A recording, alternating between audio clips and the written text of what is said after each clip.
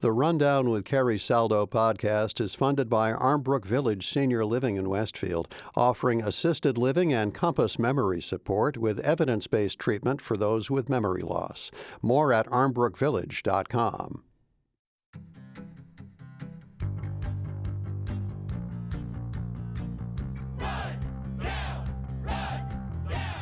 This is The Rundown, your weekly news and review from Western Mass. Good morning, I'm Carrie Saldo. It is Friday, October 24th, 2025. Our panel this week, Dave Eisenstadter, the state editor for MassLive, Greenfield Recorder reporter Anthony Cammalleri, and NEPM news reporter Adam Frenier. Good morning, everyone. Good morning. Hello. Good morning. Thanks for being here. If you at home have thoughts, email therundown@nepm.org. That's therundown@nepm.org. Coming up, we'll take a look at the results of a student needs assessment in Franklin County, explore the effect that the Trump administration is having on higher ed institutions in the state, and with nearly 30 No Kings protests across the 413 this past weekend, we'll discuss how these local actions connect to the larger nationwide movement. But first, we'll take a look at this one. Beacon Hill lawmakers are tapping the brakes on an additional funding request by local sheriffs. This issue started to become public earlier this month. Then we saw yesterday, State House News Service Allison Kuznit reported, quote, "The Senate on Thursday unanimously passed a supplemental spending package to close the books on fiscal 2025 while keeping sheriff's funding in a holding pattern." Senate President Karen Spilka told reporters that sheriffs surprised lawmakers with their $162 million end-of-year request. And the Senate Budget Chief, Michael Rodriguez, said that they were, quote, "not aware that the sheriff's budgets were that much out of line." A Massachusetts Sheriff's Association spokesperson, Joe No, contends that the funding shortfall is much lower after the MSA and the Executive Office for Administration and Finance corrected, quote, "some errors in the original numbers." The State House News story didn't articulate that exact figure, but maybe more to come there. Adam Frenier, what are you making of all of this? I'm trying to figure that one out, Carrie. You know, it's interesting that in such tight budget times, they come back in the middle of the budget cycle and look for $160+ million at a time when incarceration rates are down. Of course, the sheriffs are generally the jailers in each county. That's their main function. But on the other hand, it feels like there's been some failure to communicate here between the legislature and the sheriffs about exactly what they need and what's coming down the line. And I know the legislature wants some more oversight in this, and that's their right. They control the purse strings, and it feels like they're moving in different wavelengths here. And, you know, I also wonder if there's some political motivation. You know, incarceration is not a popular thing on Beacon Hill. It's something that they've worked to try to get away from. And I do wonder if this is an attempt by the legislature to not only exert their own power, but to also say to the sheriffs, hey, listen, there's better ways to do this. We don't think you need this much money. And it does feel like a bit of a political football right now. It's interesting because the sheriff said that they faced major cost growth due to salary increases, substance use disorder care, and no-cost calls. So that substance use disorder care gets to the piece that sheriffs are doing much more than just functioning as hosting incarcerated individuals. They're helping people reintegrate into society if they have been incarcerated. They have lots of other in-reach programs that you'll see. You look at their website, and it is not just here are our locations where people are incarcerated. There's so much more on those websites. The Massachusetts Sheriff's Association said that it projects the free communication program where they can call home will cost a combined $12.4 million in fiscal 2025. I was interested to learn that it's not really uncommon for state agencies and offices to spend more than they receive through the annual state budget. Then at the end of the time, they come forward and they say, hey, we need some more cash here. I think the big difference here is the number. Last year, State House News reported that sheriffs came up and said, hey, we need an extra $46 million, which is an astronomical sum for normal folks, but in the range of a billions of dollars budget. I think the other interesting thing to point out here, or important thing to point out here, is that we're talking about 14 different sheriff's offices, one for each county across each of Massachusetts, that lump sum figure is coming from. I saw you nodding, Dave Eisenstadter, while Adam was talking. Yeah, well, it's 22% over budget. I mean, that's like what they said in the story this morning is no other department asked for that much more. I particularly interesting that free phone call program. I mean, I think there have been multiple laws that have been enacted by the legislature that look at what some of these practices that are now considered unethical, charging for phone calls, massive upcharges on commissary items like blankets, just things that you buy at the jail store that are marked up in obscene ways, or they had been. That is now not legal anymore in Massachusetts.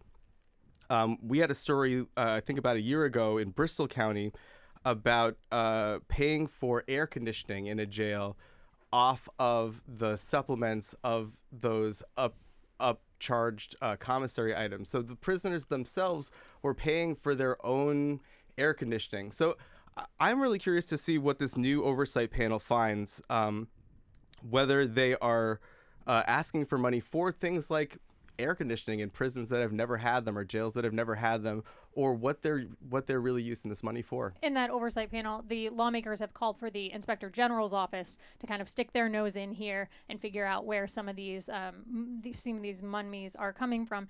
Anthony, you've been in our region for a little over a year now with the Greenfield Recorder. Welcome to the show. We're happy to have you here this morning. Glad to be here. Thank you. Franklin County is the sheriff office in your region, and we saw that Christopher Donnellan retired earlier, and now we have Lori Streeter, who is sheriff there. What are you making of this? I mean, it's hard to tell until the oversight committee gets back to us. Certainly, there's been a shift from incarceration to different programs like the STAR program in Massachusetts that work toward rehabilitation and reducing recidivism rates. So if they're overspending and they're asking for a budget increase, it's hard to tell how warranted it is. It could be that because they're taking on a higher burden of services, it's for that. It could have to do with incarceration rates. Honestly, I can't speculate. I'm not sure. Lots and lots of questions here. I think it's also coming. Oh, Adam Frenier, go ahead. I think part of this is the timing. It's already a tight budget season. There's already been cutbacks. There's been earmarks that weren't necessarily established in the budget that the legislature wanted, but the governor didn't release the money. And I think that's part of the sticker shock of all this. You're also looking at a time where there's food benefits that could be running out because of a lack of federal funding. The Governor Healy said, hey, we can't cover this right now. So I'm wondering if this is just really bad timing as it's turned out, and that's why it's getting a lot more scrutiny than maybe it would have otherwise. Well, speaking of bad timing, it's also coming at a time where sheriffs themselves are making headlines. We saw last September, Hampden County Sheriff Nick Kochi arrested for DUI. He was given a year's probation. The Suffolk County Sheriff, Stephen Tompkins, stands accused of extortion. He's twice been fined in the past by State Ethics Commission for unrelated accusations. And the Norfolk County Sheriff, Patrick McDermott, also fined for alleged misuse of funds. It'll be interesting. The next election cycle for sheriffs isn't until way out in 2028. And the ACLU has previously said that there's not a ton of public awareness that sheriffs are elected to begin with. They've run a Know Your Sheriff campaign in the past to raise awareness about this. And I think, interestingly, for us here in Western Massachusetts, the 4 sheriffs at each of the 4 counties ran unopposed in 2022. So I think it'll be interested to see if any of these issues make a difference heading into 2028. All right, I'm going to move us on to a different story. The latest student needs assessment in Franklin County finds that substance use is down while suicide attempts have increased. That's the headline on a recent series of stories by you, Anthony Cammalleri, in the Greenfield Recorder. The stories talked about the wide-ranging assessment from the Communities That Care Coalition's Prevention Needs Assessment Survey, data from more than 40,000 students over the 20 years since they've been looking at these issues starting back in 2023. The latest version was released last week. You reported on it. Give us an overview of what type of information they're gathering and why. So the Communities That Care Coalition survey, it essentially tries to mark what students are doing in their private lives, be it drug abuse, smoking, sexuality, things that as we all know, students and teenagers are probably not going to discuss with their parents. Yeah. Definitely don't want to talk about with their teachers, and an anonymous survey. And the idea is just to get an honest view of student health, if they're thinking about suicide, if they're depressed, if they're using drugs, if so, how often, how much, so that they can allocate services where necessary. And the new data that you reported on showed that while tobacco, alcohol, and drug use went down this year, so there's good news in this data. Any indication of what's driving that positive finding? Well, I mean, it's purely speculative. When this data was announced at a Franklin County Regional Council of Governments meeting, there were breakout groups and people discussed different reasons as to why. It largely has to do with less sociability, I would say, and it's a point that was brought up. Students aren't really talking to each other as much, and although these IRL, in real life, right? Yeah, exactly. They're talking a ton on social media. Exactly, and although these drinking, smoking, drug use are obviously harmful for kids, there's a social element of it. They're certainly using more social media, which is another addictive behavior, but it's more of an isolating one. Yeah. Some of the more sobering findings in the report found that the increased social media use that I just talked about had an impact on anxiety and depression, also suicidal ideation. Dave, Adam, some of the things that came up in Anthony's reporting, we've also been hearing about in the larger cultural discussion about social media use, students' access to phones during the school day. In Franklin County, they saw positive impacts from in schools where they said, pack up your phone for the day. You can see it at the end of the day. Dave Eisenstadter, yeah, go ahead. This was a great set of stories, Anthony, and I think a really important topic. These students, they're in 8th grade, 10th grade, 12th grade, and I think that the most interesting finding to me, just having seen reporting on this topic before, is the phones in schools aspect, that students were more engaged in school compared to their peers if they had those phone lockup programs. We've written about a number of these programs. I think Chicopee led the way. Chicopee schools started a phone lockup program.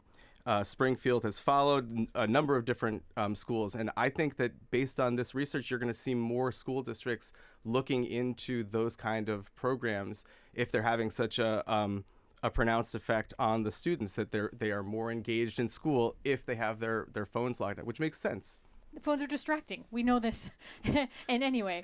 And I do wonder about the effect of COVID going back a few years when everybody, students and everybody else, were isolated. And, I think in some ways maybe some young folks still haven't been able to get away from that isolation and are more on their own and, more on social media instead of socially mingling and such. The Communities That Care had some suggestions for parents for their kids about social media use. What did you hear about that, Anthony? Well, interestingly enough, with every added hour of social media, we're seeing a higher rate of depression, higher rate of anxiety, suicidal thoughts, suicidal planning. But with 30 minutes, you see a slight decrease in anxiety, a slight 30 minutes a day of social media. Kids report actually feeling slightly better about themselves around their peers. So, I mean, I think that it says it may be an addictive practice, but in moderate amounts, it helps kids connect to some extent with each other, helps them understand the cultural norms, the memes that their peers are talking about. But like anything else, it's certainly being abused. Parents are being advised to monitor their kids' screen time a little bit more, or to have honest conversations with their teenager about what time they're going to bed, how much time they're spending scrolling, what kind of content they're engaging with online, which is another fear. There's plenty of harmful content on apps like TikTok and Instagram.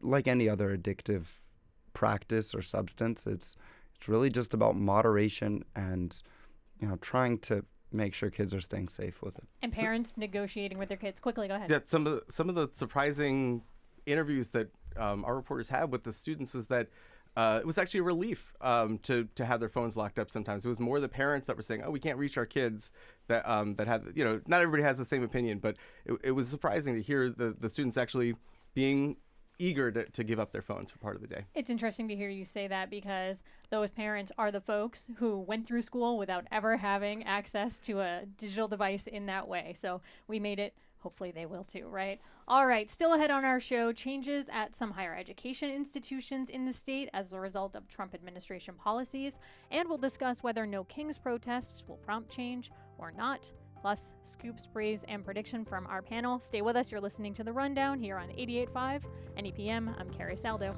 We'll be right back.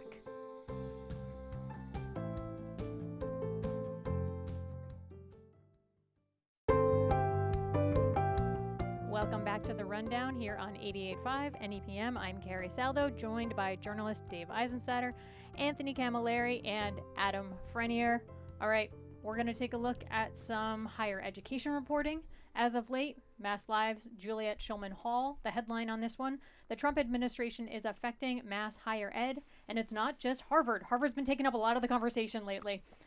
In a 4-hour legislative session last week, the Joint Committee on Racial Equity, Civil Rights, and Inclusion heard from higher education leaders and students who spoke about a range of impacts that they're now facing. Dave, in their testimony, what stood out to you? Yeah, sure. So just, the Trump administration attacks on higher education, it has been happening. As you said, Harvard has been taking up a lot of the conversation. Nearly $3 billion in funding had been frozen. That's now been restored through lawsuits, but there's likely to be an appeal to that. But it is more than just Harvard. And I think Juliet and others who write about higher ed are constantly thinking, okay, well, how can we shine a light on the other probably lesser known institutions in the state and how they're being affected by this this dynamic. And last week there was a great opportunity to highlight that legislative session where higher ed leaders spoke for 4 hours on this exact topic. A big concern for a lot of them, international students. The Trump administration crackdown on immigrants has had a big effect. The International Trade Administration showed a 19% drop in foreign students this year. And that affects colleges across the state. At Amherst College, where there's a high population of international students, but also schools, Fitchburg State, Mass Art, Quinsigamond Community College, all of these schools were reporting declines, some as many as 30 to 40% in their incoming international students. And that makes a big difference. Both, these students pay tuition, they take a financial hit, but also for the culture of these schools, not having as many international students. Cuts in different places. There are a number of Hispanic serving institutions in Massachusetts. Trump administration decided to take that money away from Hispanic serving institutions and give it to historically black colleges and universities and tribal universities. And Hispanic serving institutions, just for people who may not be familiar with that phrase, it doesn't mean that the institution only serves Hispanic individuals. It's just a designation. And nor do these historically black colleges, these colleges accept all races. But the driving factor there is the fact that historically these minority groups have had, while a generous portion of the population have had less access or less enrollment in higher education, and it's meant to help bring more people into the fold. Exactly. And what's relevant for Massachusetts is it has a number of Hispanic serving institutions. It doesn't have any of these historically black colleges or universities or tribal universities.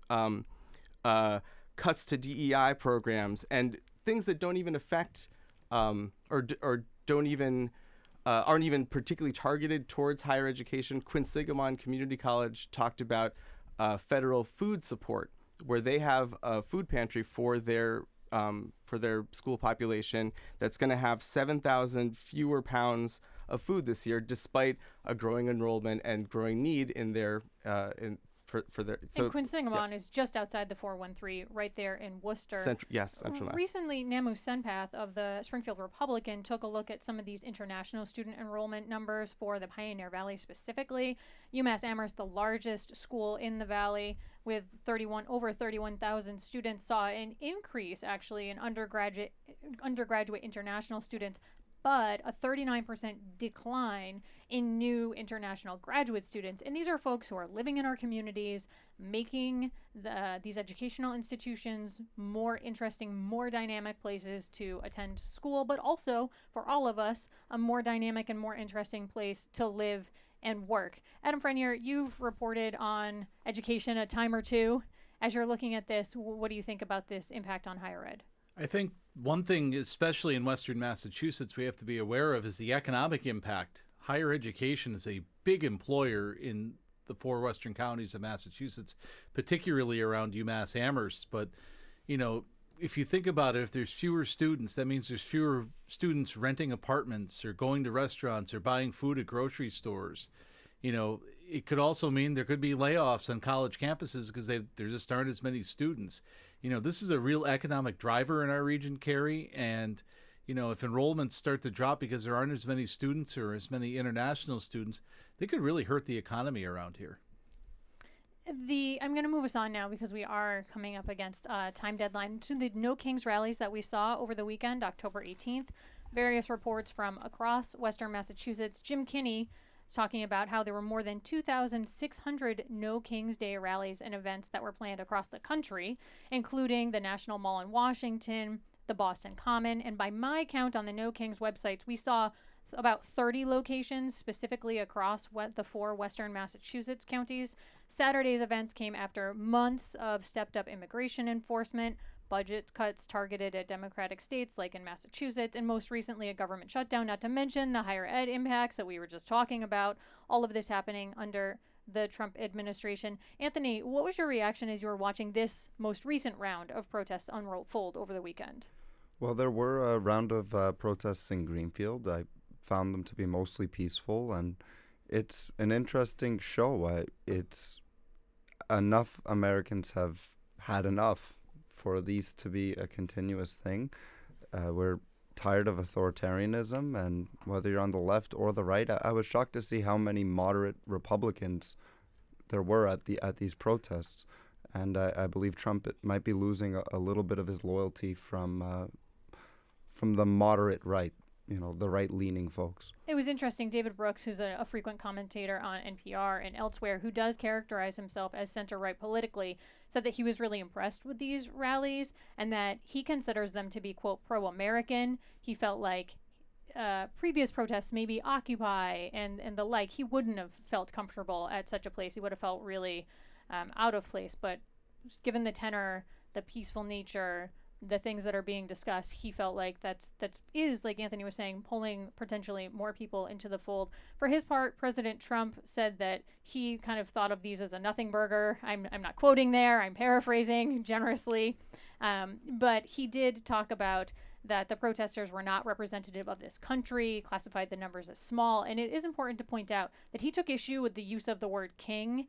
And he told reporters who asked him about the protest that, quote, I'm not a king. I work my ass off to make our country great. That's all it is.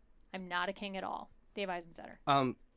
I think a remarkable thing about this movement is it is a growing one, and it's a fast growing one. And this is I think the third big day of protests. In April, we had one where there was a reported 3 million-ish protesters. In June, about 5 million. And now this one in October, 7 million is the number that we're hearing reported. From the organizers themselves. From the self-report, the organizers. So it is a growing movement, and it's a nonviolent movement. So in our newsroom, we were talking about, okay, well, what if things go really crazy? How are we going to cover that? Who's going to cover what? And they were nonviolent protests. Yeah, to that end, there's actually people now taking a page from what we're seeing in Portland, Oregon. It's being called Operation Inflation. People are running around in these inflatable costumes with the express purpose of saying to the larger population, look, we're here, we're peaceful. I think I heard one police officer talk about it on NPR, feeling like that seeing someone in a dancing dinosaur costume or a unicorn or a chicken, they immediately understand that, first of all, that person isn't running anywhere because these things are mightily cumbersome, but it also de-escalates things in the minds of those officers. Adam Frenier. I'm going to be very curious, Carrie, with the midterm elections coming up next year, what this movement is going to do to influence whether the House is or Senate is flips hands. You know, I'm very curious to see what kind of momentum is going to be generated. Of course, in Massachusetts, it's probably not going to matter very much, being so deep blue, but we'll see. But you know, in other states, I'm very curious to see if this movement's going to generate any momentum for Democrats as they seek to take over both the House and the Senate next year. I thought it was interesting in Jim Kinney's reporting. He spoke with Lori Tisdale, among other folks, but she's a member of Rise Up Western Massachusetts Indivisible. And part of what she said to Jim Kinney was she hoped that they planned their protest for Boston Road in Springfield, which is a very visible spot, right? And she said they chose that for two reasons. They thought there might be more Trump supporters in that area as opposed to, say, staging something in Northampton where we did see rallies and protests. Because she wanted to, as she told Kinney, have people come and approach them and say, pick their brains, have a discussion. Look, here's what we're seeing. What are you seeing? And perhaps open up a dialogue and further communication where we're seeing at a national level with the shutdown, there isn't much communication going on. There isn't communication, or the communication that is going on is not overly productive. The government is clicking toward over a month of being shut down. We're seeing federal workers getting their first zero paycheck today. Meanwhile, the congressional leaders and the president employed by us, the taxpayers, are still collecting their paychecks and going on with business as usual. So I think, Adam, your point is interesting, and we'll definitely keep an eye on that. All right, it's time for scoops, praise, and predictions from our panel, where we ask panelists to dish about a story that they're working on, heap some praise on a newsworthy nugget, or maybe make a prediction about the week's news. Anthony Cammalleri, I'll start with you as the new person on the panel. Scoop, praise, prediction? Well, while I was debating what to choose for this, last night after deadline, I heard from Carrie Samaski, the owner of Clary Jewelers in Greenfield, that after a multi-year conflict with Mass Development, who plans to take the old Wilson's department building on Main Street in Greenfield, turn it into affordable housing, she is relocating. There was a lawsuit, and I'd heard it had been settled, but right after I leave the studio, that's what I will be reporting on, and you can read about it tomorrow. A bit of a scoop there. Iconic downtown location, Wilson's department store, and then a longtime tenant. So it was a real back and forth, and it'll be a big change for the community. Obviously, affordable housing, a huge issue and a need for that, but also challenging for a business that is trying to make its way in the region. Dave Eisenstadter, for you, scoop, praise, prediction? Sure. Well, so Juliette Schulman Hall, we talked about her reporting before, just to prove that she doesn't write about all doom and gloom stuff. She has a story up this morning on MassLive.com about a Northeastern professor, Rebecca Kleinberger, who's using technology to enrich the lives of animals. Their parrots are making video calls to each other. Macaws are landing on branches and playing music to dance to. So very fun research there that I cannot wait to read this story. That sounds delightful. Adam Frenier, how about for you? Scoop, praise, prediction? How about a reminder? The deadline to register to vote for a lot of the municipal elections coming up in November is tomorrow, if you haven't already done so. A lot of mayoral races. There's city council and school committee races and town council races in many communities. So if you haven't done so and you want to vote, it'd probably be a good idea to get it done today. Civic responsibility reminder from Darn Adam right. Frenier. I appreciate that. All right, my thanks to our panel this week. Dave Eisenstadter, the state editor for MassLive, Greenfield Recorder reporter Anthony Cammalleri, and NEPM news reporter Adam Frenier. The rundown theme is by The Love Crumbs. Our director is Tony Dunn. Our board op is Kara Foster. I'm Carrie Saldo. Happy Friday, everyone. You're listening to The Rundown here on 88.5 NEPM. Listen to us every Friday. Have a great one.